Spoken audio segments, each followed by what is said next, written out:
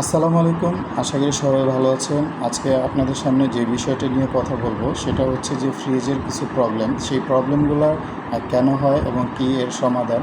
আমি আশা করি যে আজকে যে প্রবলেমটার সম্পর্কে আমি বলবো, এই প্রবলেমটার সম্পর্কে আমি বলার সাথে সাথে আপনি এটার সমাধানও পেয়ে যাবেন।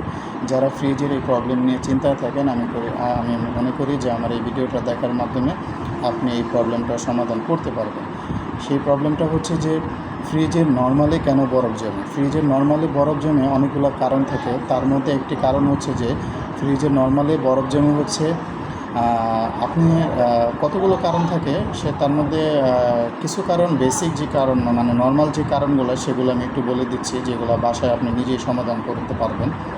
তার মধ্যে একটি কারণ হচ্ছে যে আপনি ফ্রিজটা প্রথমত দেখবেন যে ফ্রিজটা দেয়ালের সাথে যেখানে বসাইছেন বা যেই স্থানে রাখা আছে সেই স্থানের দেয়ালের সাথে একদম চাপানো কিনা। যদি দেয়ালের সাথে একেবারে চাপানো থাকে তাহলে দেখা যায় ফ্রিজের নর্মালি বরফ জমে। হ্যাঁ, ফ্রিজের কিছু ভেন্টিলেশন আছে, এই ভেন্টিলেশনের কারণে অনেক ক্ষেত্রে যদি আপনার বায়ু প্রবাহ যদি চলাচল না করে, দেয়ালের সাথে যদি আপনি চাপানো থাকে ফ্রিজটা অতিরিক্ত বেশি চাপানো থাকে, সেক্ষেত্রে ফ্রিজে নর্মালি বরফ জমতে পারে। আবার আরেকটা বিষয় হচ্ছে যে আপনার ফ্রিজের যেই আউটডোর লাইনটা আছে, ঠিক আছে, যেখান দিয়ে আপনার নর্মাল থেকে অতিরিক্ত পানিটা বের হয়ে যায়, সেই রাস্তাটা যদি বন্ধ থাকে তাহলে ওই রাস্তাটা যদি ক্লিয়ার করে দেন তাহলে ফ্রিজে নর্মালি বরফ জমা বন্ধ হয়ে যাবে।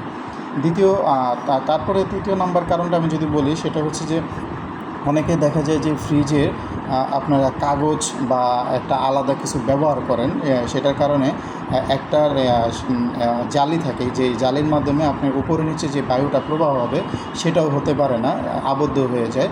সে কারণেও ফ্রিজে নর্মালি বরফ জমতে পারে। আবার দেখা যায় যে আপনার ফ্রিজটা রেগুলেটর যে পজিশনে থাকার কথা সেই পজিশনে থাকে না। আবার আরেকটা প্রবলেম হচ্ছে, আমি বলি যে যদি আপনি যেই ফ্রিজটা যেই স্থানে বসেছেন সেই স্থানে যদি অন্য ফার্নিচার বা অন্য জিনিস যদি রাখা থাকে, ঠিক আছে, ফ্রিজটা যদি একটু আবদ্ধ হয় সেক্ষেত্রেও কিন্তু ফ্রিজে নর্মালি বরফ জমতে পারে।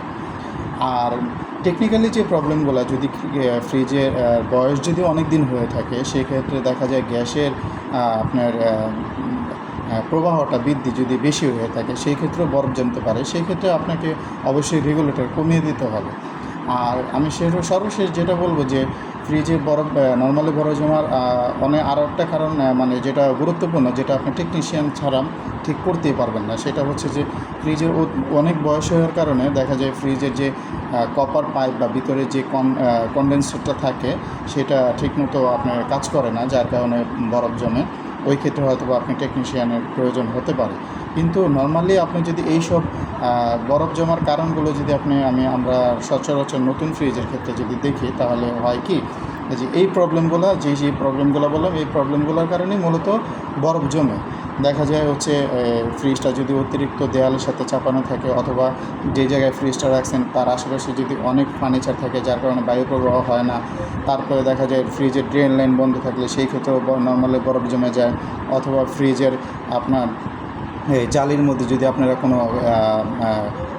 কাগজ বা পলি ব্যবহার করেন সেই ক্ষেত্রে, বা আপনার অনেকে ওয়াল ক্লথ বলে যে ওগুলো যদি ব্যবহার করেন সেই ক্ষেত্রেও আপনার কিন্তু নর্মালি বরফ জমতে পারে, বায়ু প্রবাহ হয় না। তো মূলত এইসব কারণগুলো যদি আপনি একটু সমাধান করে দেন তাহলে আমি আশা করি যে ফ্রিজে নর্মালি বরফ জমবে না। আর আরেকটা বিষয় হচ্ছে যে যদি দেখেন যে কোনো কারণে এগুলো হচ্ছে না, মানে সমাধান, তাহলে আমি বলবো যে আপনি একটু ফ্রিজটাকে পরিষ্কার করে গরম পানি দিয়ে পরিষ্কার করে তারপর আবার ফ্রিজটাকে আপনি চালু করেন, তাহলে দেখবেন যে ওই ক্ষেত্রেও সমাধান পেয়ে যেতে পারেন।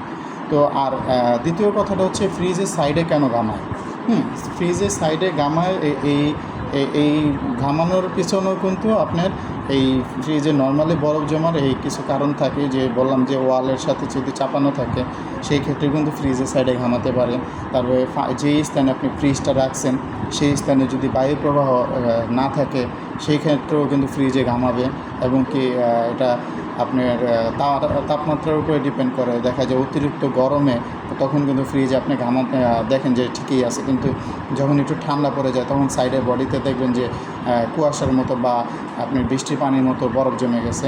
সেই ক্ষেত্রে ওই যে যদি ফ্রিজটাকে আপনি খোলামেলা একটা স্থানে রাখেন যেখানে পর্যাপ্ত পরিমাণে বায়ু চলাচল করতে পারবে বা ফ্যান চলে, সেইখানে যদি রাখেন তাহলে এই প্রবলেমটা সমাধান হয়ে যাবে, যে ফ্রিজের বডি কেন ঘামায় এই সমাধানটা হয়ে যাবে। তারপরে যদি আপনি দেখেন যে ফ্রিজে তারপরেও বডিতে ঘামায়, তাহলে আপনাকে অবশ্যই বুঝতে হবে যে আপনার ফ্রিজের টেম্পার নষ্ট হয়ে গেছে। তো ফ্রিজের টেম্পার যদি নষ্ট হয় সেই ক্ষেত্রে ফ্রিজের বডি আপনি যতই ঠিক করেন না কেন ফ্রিজের বডি কিন্তু ঘামাবে। তো সবাই ভালো থাকবেন। আশা করি আমি বেসিক্যালি যে সমস্যাগুলোর সমাধানগুলো বললাম সেগুলো হচ্ছে আমার জানা মতে যেগুলো আমি জানি, আমি ফ্রিজে যেহেতু ব্যবসা করি সেই ক্ষেত্রে আমি এটা বলছি, ঠিক আছে। আর আমরা এই সমাধান করে আমরা অনেক ফ্রিজের কাস্টমারকে সমাধান দিয়ে থাকি এবং কি তারা স্যাটিসফাই থাকে।